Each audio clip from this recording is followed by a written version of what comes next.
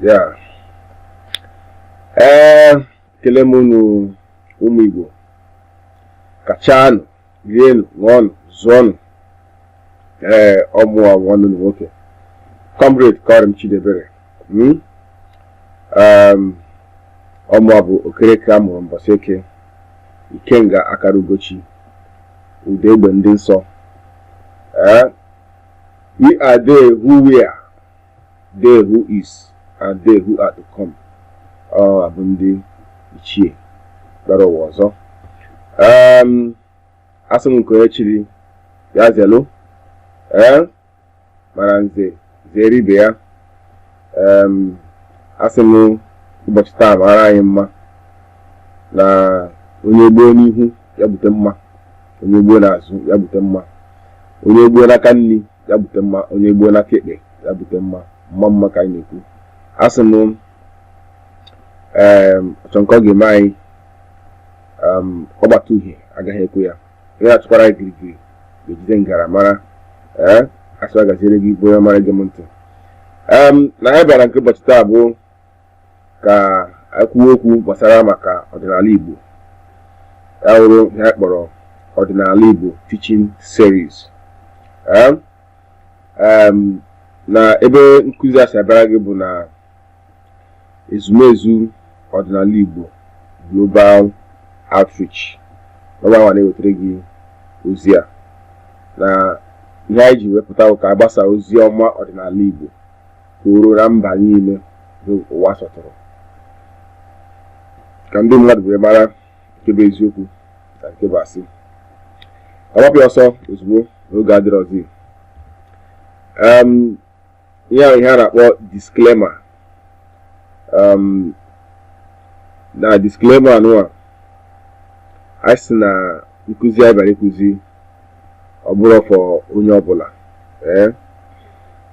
Na ọ maka ndị nwere agụrụ maka eziokwu, those who have been liberated or seeking to be liberated from the bondage of lies and deceit of the foreign religions. Ya bụrụ ndị ekewapụtagoro ma ndị aka ga-ekewapụtakwa, ndị ka nwere agụrụ ekewapụta ha site na agbụ na ụdọ ndị ụka ndị ọcha, okpukperechi ndị ọcha niile dị iche iche wetara n'ala anyị. It is for those who have attained or inspiring to attain the higher level of self and spiritual awareness. Ya wụrụ ndị matagoro onwe ha na ndị ka na-achọ ịmata onwe ha n'eziokwu na n'ime mmụọ.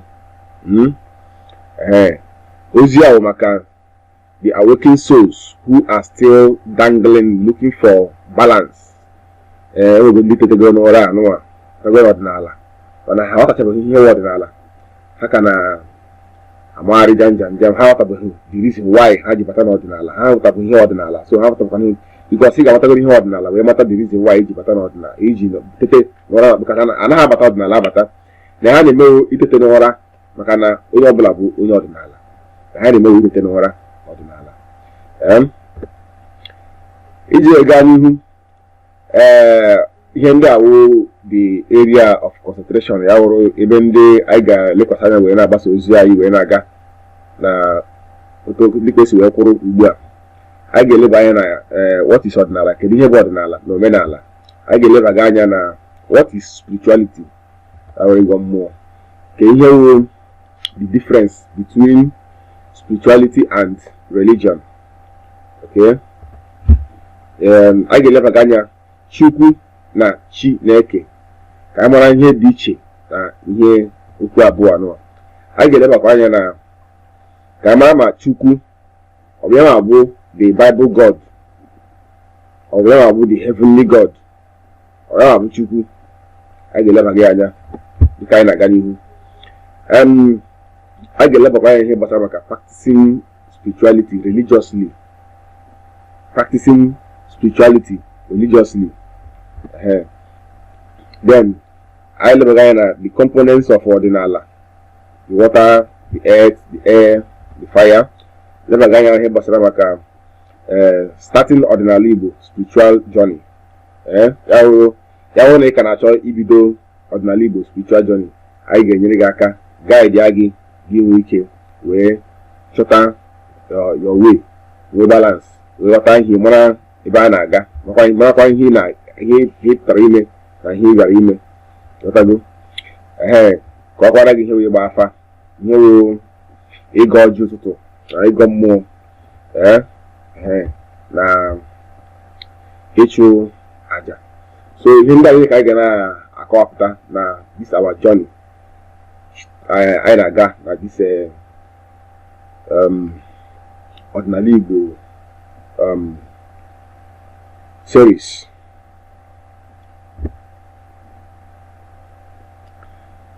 Na nke mbụ ka anyị baa ka anyị mara ihe bụ ọdịnala na omenala Igbo. Ọdịnala na omenala Igbo simplified.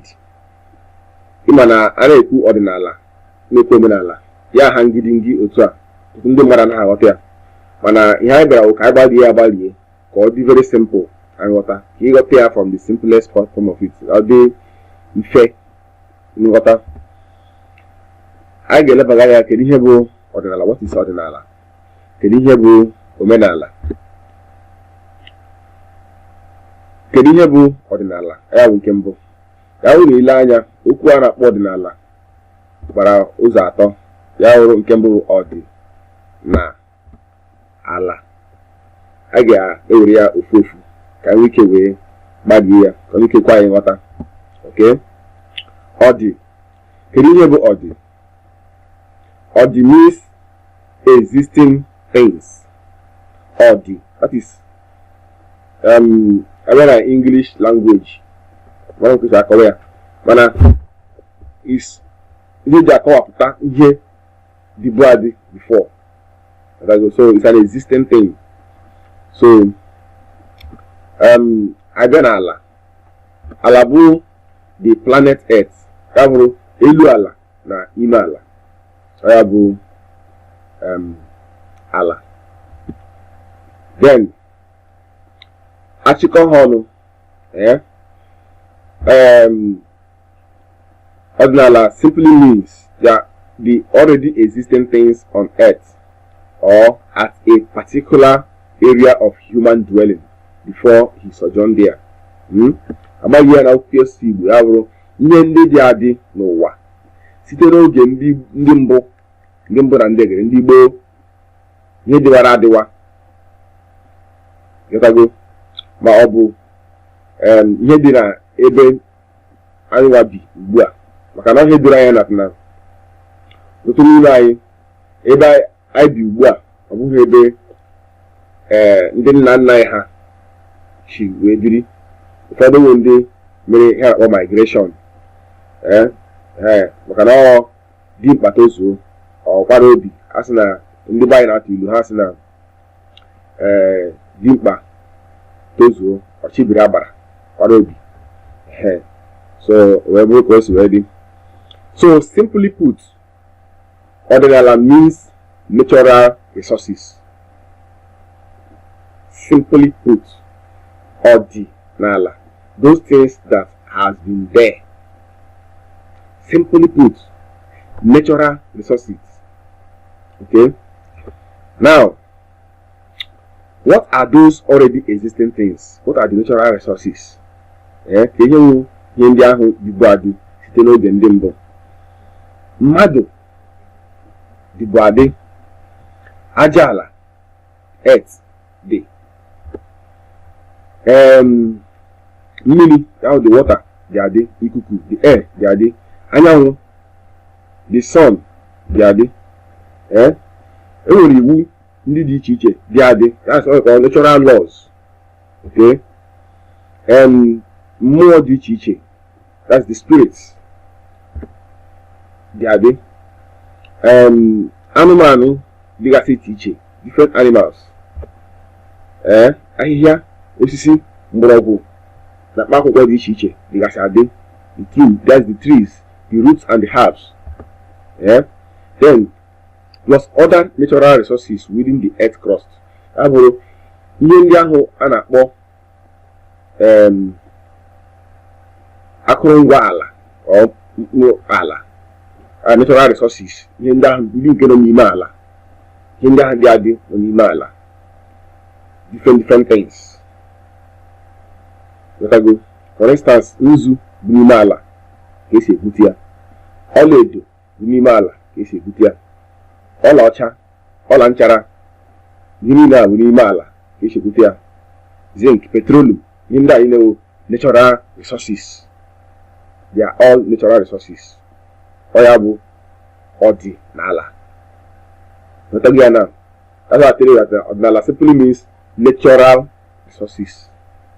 Odi, that's Odinala. Finish. But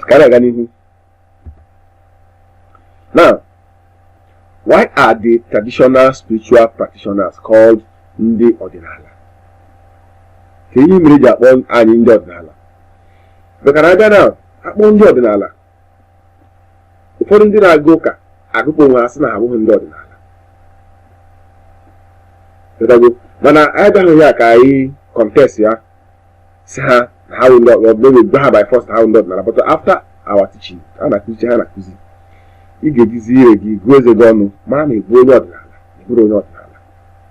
Dịka na ọdịnala is just simple thing. Okay.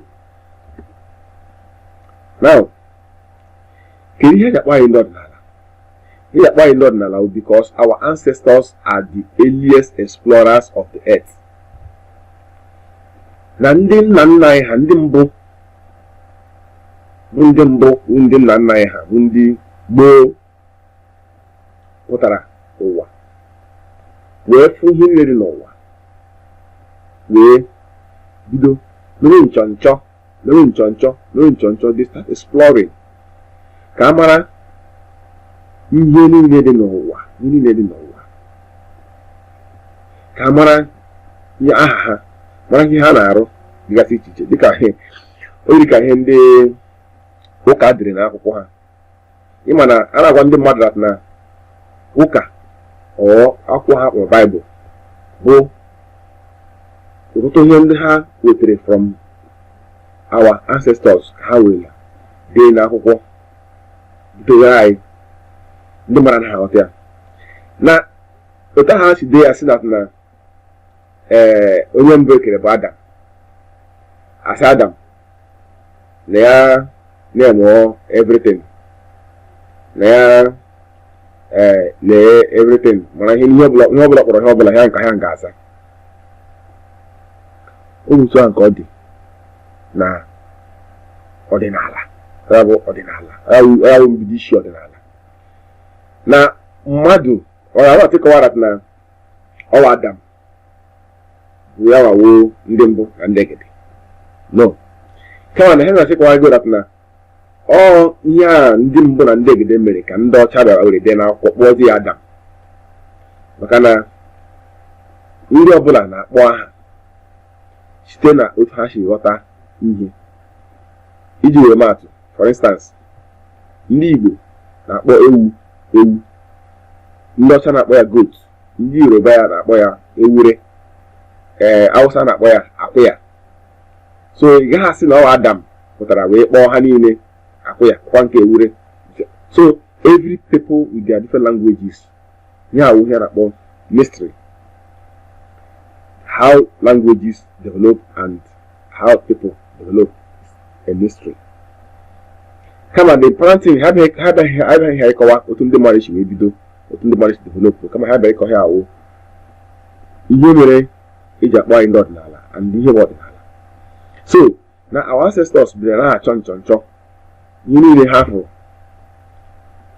So the exploration is the act of discovering the already existing things, both physical and spiritual, on earth. Therefore, knowing their functions, their usefulness, and how to harness them to the advantage of mankind. That is exploration. Ya bụ ihe ndị nna nna anyị ha mere. Na ha bidoro fụ ihe niile n'ebido nchọnchọ, mara nke bụ nke, mara nke na-arụ ihe ọ na-arụ, mara ihe na-arụ ihe ọ na-arụ, mara mmiri ihe mmiri na-arụ mara ihe niile nọ n'ụwa mara ihe ha na-arụ. Awo exploration of the earth. Awo nchọnchọ. Awo ọdịnala practice. So these discoveries from the natural resources include this, our food. No site na nchọnchọ nke nchọpụta ndị bụ nri a na-eri eri na otu a ga-esi wee mee ha kọpụtakwa ha ka nwoke na-eri ha na-aga n'ihu. N'ọkwa na nchọnchọ nke a chọpụta our medicines, the processing, how to process our medicines and how to administer it. Ha chọpụtara ọgwụ ndị bụ ọgwụ a na-aṅụ aṅụ, chọpụta otu esi eme ha ka nwoke ṅụọ ha aṅụọ, wee chọpụtakwa otu esi enye ya mmadụ aṅụọ ya nwoke gwọọ ọrịa. Ha chọpụtakwuru ọrịa dị iche iche, chọpụtakwuo ọgwụ a ga-eji agwọ ọrịa dị iche iche. Awo ọdịnala, exploring the natural resources. Ọdịnala, things that exist. You understand? Ọdịnala. So n'ime nchọnchọ nke a na-achọpụtakwa ihe the traditional norms and value systems. Ebe nke a na-achọpụtakwa the available spirits, our energies within our environment. Ma ikikere ndị nke na mmiri, ikikere ndị nke na elu ala, ikikere ndị nke n'ime ala, ikikere ndị nke na ahịhịa, ikikere ndị nke n'ọnwa, ikikere ndị nọ n'anyanwụ, ikikere nọ ebe ha nọ. N'ọnwụ taa ka ndị nna nna ha ji wee discover ha, chọpụta ha. With the practice of Omenala. Now, so the heart of our spiritual communication processes, otu esi communicate ndị mmụọ anụwa, mmụọ niile anyị na-achọpụtara, otu esi communicate ha, otu esi agwa ha okwu, otu esi emedo ha. Then how to create physical and spiritual harmony in our environment using natural resources. Otu a ga-esi mee ka mmụọ na mmadụ dị n'udo, na mmụọ na ụwa dị n'udo, na-arụkọ ọrụ ọnụ. One thing that the nna had operated, our forefathers they operated automated environment. They operated automated environment using here na kparụsị. Mana nke ahụ nke abalị ugbu a mbọsa ya okwu maka ya. Eme ha na-akpọ ndị Igbo na-akpọ elaborate. Nkọwarụ n'otu ndị nna ha si wee bie ihe a na-akpọ automated environment. Kamekwanụ.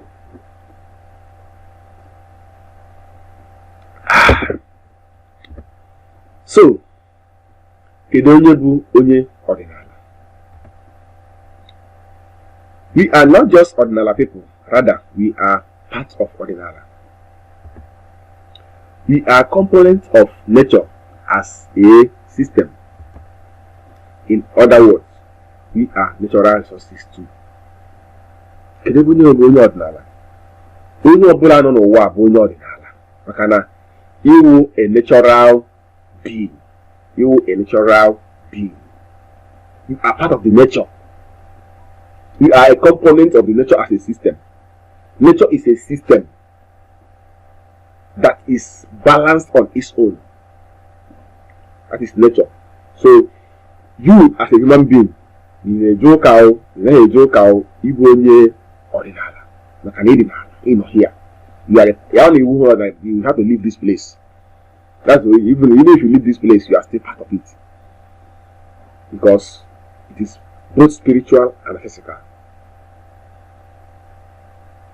And the science told you that energy can neither be created nor destroyed, but transformed from one form to another. And energy inside you is your spirit. It can neither be created nor destroyed, but transformed from one form to another. That's very lower. But I will have very good today. But I got a quick yeah. Now I have to travel one by one, step by step, and then you low down. It was ready. You know what I hand. What I go now? Can I Omenala? Can you hear Omenala? Omenala, boom. like activities, mmemme, ihe a na-eme eme, omenala. Ihe ha na-eme eme bụ yes, like ịgba mmanwụ, ịlụ nwaanyị, official alụ nwaanyị, omenala. Otu esi oli ozu, otu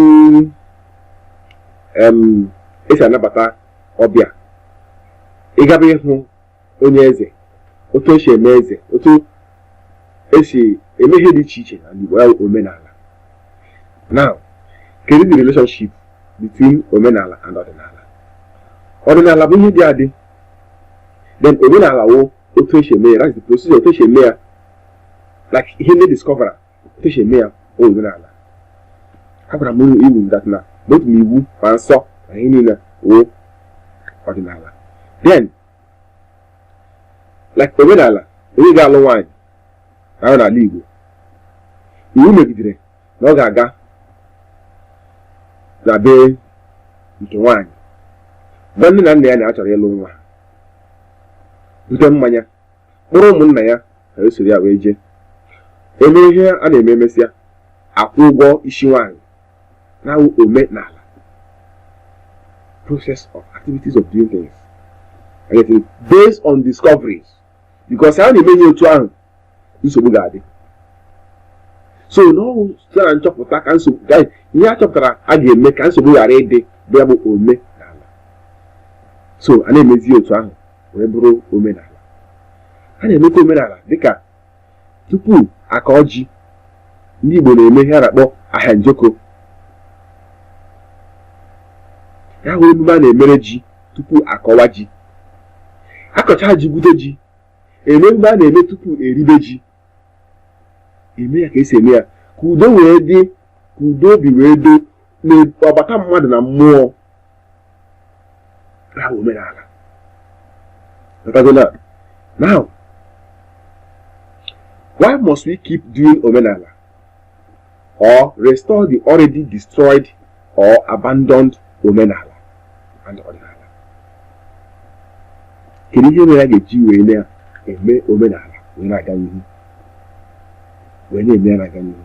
Enwere ọtụtụ ihe dị iche iche, enwere ọtụtụ reasons, several reasons.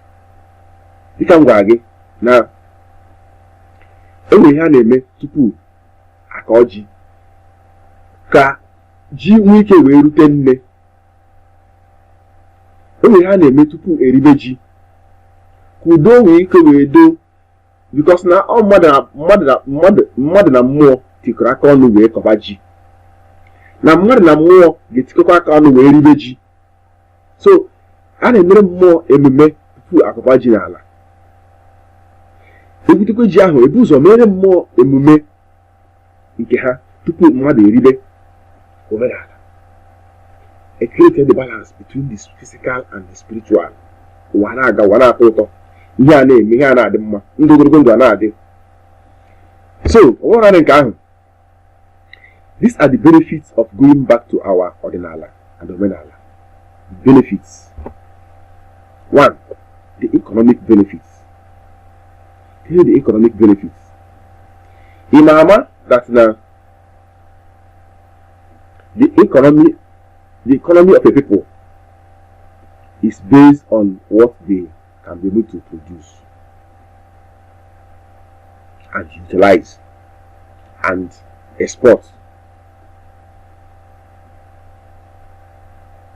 Now, we are going to Ibana Odinala continue and John din nine na chop. Feba chop dog. Chop that need ichi. Chop that also shall go right ichi. It will improve our economy by means of what? We selling the drugs. I'm not sure here he destroy our own system of medicine. Demonize our small evil. Then we left our own system of medicine. We left all the I hear no about OBI which are all I have her. Today it depreciates our economy, and are improving their own economy, because now all we need them again today, all of them are imported. You know how much we spend in buying drugs? Do you know that we can produce the? How do I continue? Look at India today. India is producing one of the best drugs today because India continued in their local medicine, and then from there they grow it up to what they call chef medicine. I get it. So now when I continue in our medicine, we produce medicines that we can sell to the world and earn what we call foreign exchange, and thereby improving our economy. Health benefits. Not only that we can be able to sell our drugs to the world and make money.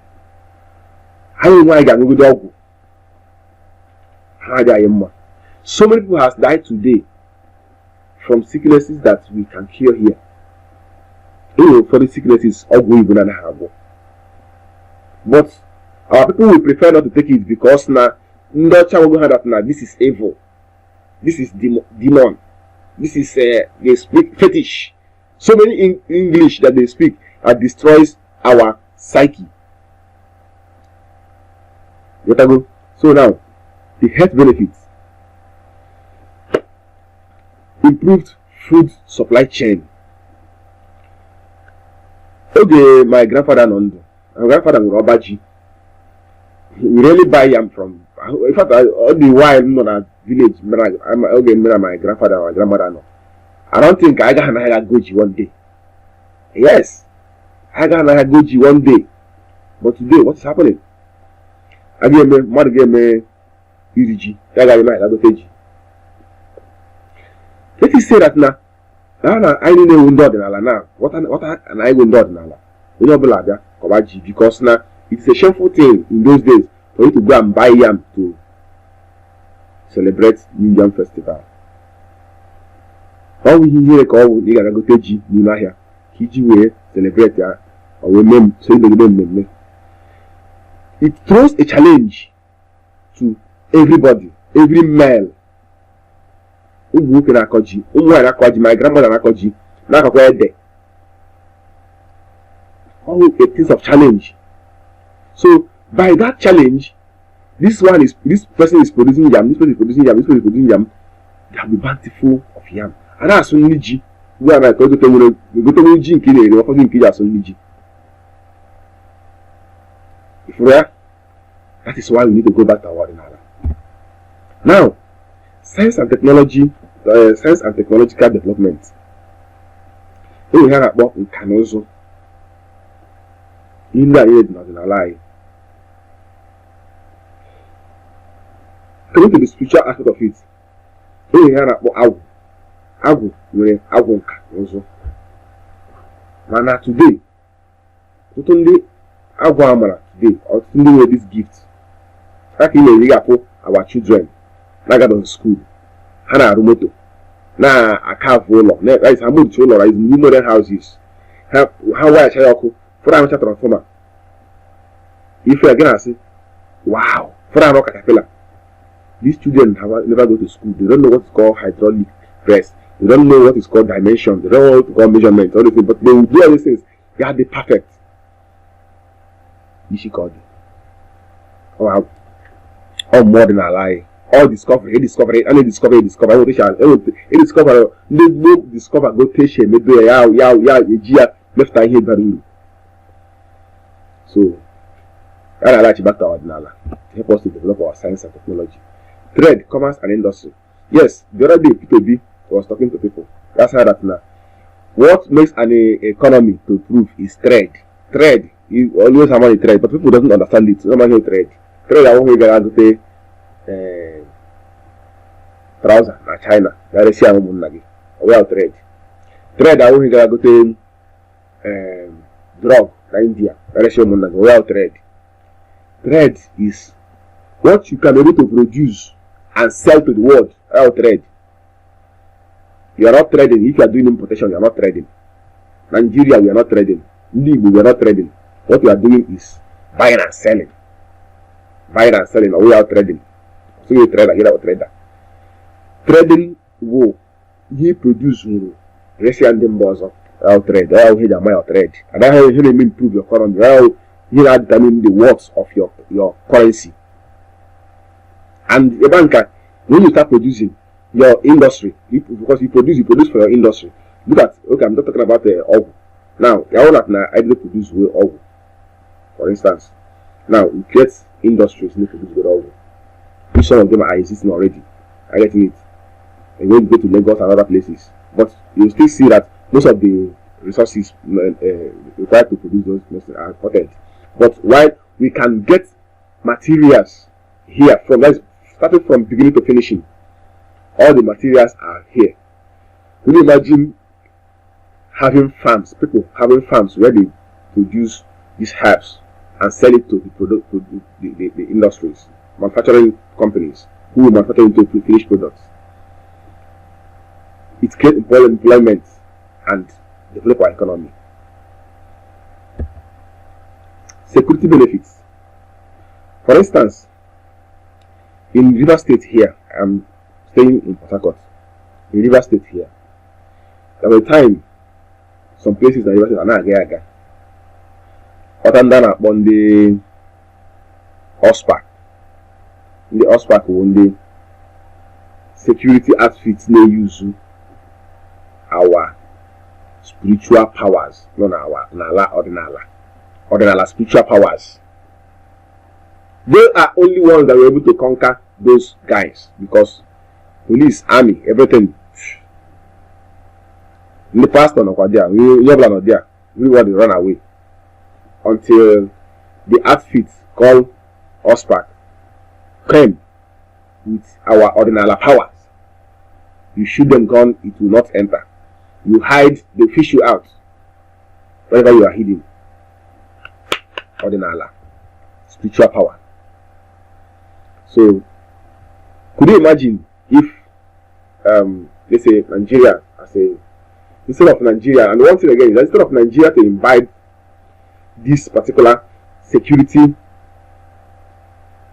or utilize this feature in our security arrangement, they now start killing those who are using these powers to do security outfits. Could you imagine that if all our soldiers are fortified with our Odinala power, then Boko Haram, how would they succeed? Tell me how Boko Haram will succeed. Tell me how no army in the world can defeat us. Yes, if our soldiers are fortified with our Odinala spirituality, no army in the world will defeat us. Cultural identity benefits. Okay? Now, so many people prefer to watch foreign movies or wear foreign things without knowing that it is stupidity to not identify yourself with your culture. I work with Indians for several years. Even the most educated man in India, still there's this kind of wrapper they tie like this. They stay tight, come from all the way to India and come to office. Even our MD, that's this rope they used to tie on their hand, stay tight. There is this one they used to put here, they still put it. That's cultural identity. It gives you confidence. It gives you confidence of who you are. It builds your ego. It removes what do you call it? It removes inferiority complex. You are proud of yourself. That is what, going back to our Odinala, our originality will help us to do. Productive educational system. This is what we're talking about Indians. Do you know that Indians doesn't practice or attend Western education? They practice what's called Indian education. None of their students are going to any of these schools, any of the schools in Port Harcourt here. They built their own schools, have their own curriculum, which is tailored in their own Odinala. because in it they teach their children their spirituality, their way of life, their culture, everything they teach their children. That is why they are succeeding. Okay? Self-development, self-esteem boosting benefits. All these things I've said it before. Then spiritual advancement. Okay? Then improve societal, social norms and value systems. Today, our value systems, our norms are decaying. There is what they call decadence, moral decadence. That's what they call it in English. Moral decadence. What is the reason for moral decadence? After having thousands of churches everywhere, what is the reason for moral decadence? Is because we simply left our Odinala, those natural rules that were existing, those natural laws that were existing. We call them archaic, we call them ages, we call them barbaric. We say that they belong to the past. We are of the modern age. What has the modern age yielded? What has it yielded in terms of advancement in all these I have mentioned now? Rather, every day we are experiencing backwardness. The more we think that we are going forward, we are discovering that we are backward. We now give reference to the good old days. Why would we call good old days? It was the days when Odinala were being practiced. So, why are people demonizing our Odinala? Or why is Odinala demonized or associated with evil? Very simple. Conquest. Conquest and supremacy. The whites wanted to conquer us so that they can push their trade to us. Now they demonized our culture, demonized our traditions, demonized everything that we have, call them evil. Just like what I say, this is my cup, I'm using to drink now. Somebody comes here and they tell me that this cup that it has a health implication, that drinking with glass cup has health implication, that when you are using it to drink, then it will cause you tumor in your stomach. Without verification, I would say, God forbid, I will throw away the cup. Then the person will go behind me, pick the cup, cleanse it, and take it to their home. That is what they did to us. Told them that our Odinala is evil. We threw them away. They take them and go to their home and use it to making millions in their place. Use it to be developing a lot of technologies in their place. Now, what's happening now is that they will develop them and push them down to us to buy. That is trade. It's not their fault, it is our fault, because the whole world is competing for trade. They are competing to conquer areas of trade. Because if everybody is self-sufficient, who will buy from each other? So they want you to be in lack so that you can buy from them. That's why today most of those places, they don't even go to church, they don't even pray, they don't even do all these things, but they are advancing. You are praying day and night to get ticket, their visa, so that you can go there. Even Dubai, which is a Muslim country, other places. We're not talking about your so-called Christianity and other things. They are developing. You are seeing it, and you are dying every day to go there. Some are trekking through the desert, dying inside Mediterranean Sea to cross over to those places. Because what? They are draining your money through their trade. Because they have made you to be useless and non-productive and dependent on them. Because you are now using their own culture, you are living their borrowed culture.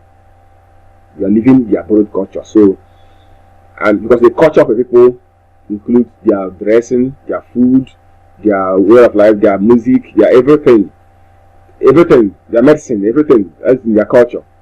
Then, because you are now living a borrowed culture, So what you need to keep up to that culture must come from those who gave you the culture. So we will keep living on importation unless we do a U-turn and come back to our senses and embrace our Odinala. Yes. Thank you very much for listening to me. I said it earlier, this teaching is not for everybody. It's only for those who want to think, those who want to open their brain, those who want to reason, not those who feel, not believers. I don't talk to believers. I'm not a believer. I am a realist. Things we can see, things we can practice, things we can accomplish, not things we believe that exist that we don't know whether it is true of us. Isn't it? So, if there is any question, do well to drop a comment on the comment section. If you are watching us from YouTube, you are watching us from Facebook, you are watching us from Instagram, Twitter, and all the social media handles, do well to comment and contact me if possible, and also join our WhatsApp group. My number is here. Comrade Karim Chidebere. Sign off. So thank you very much.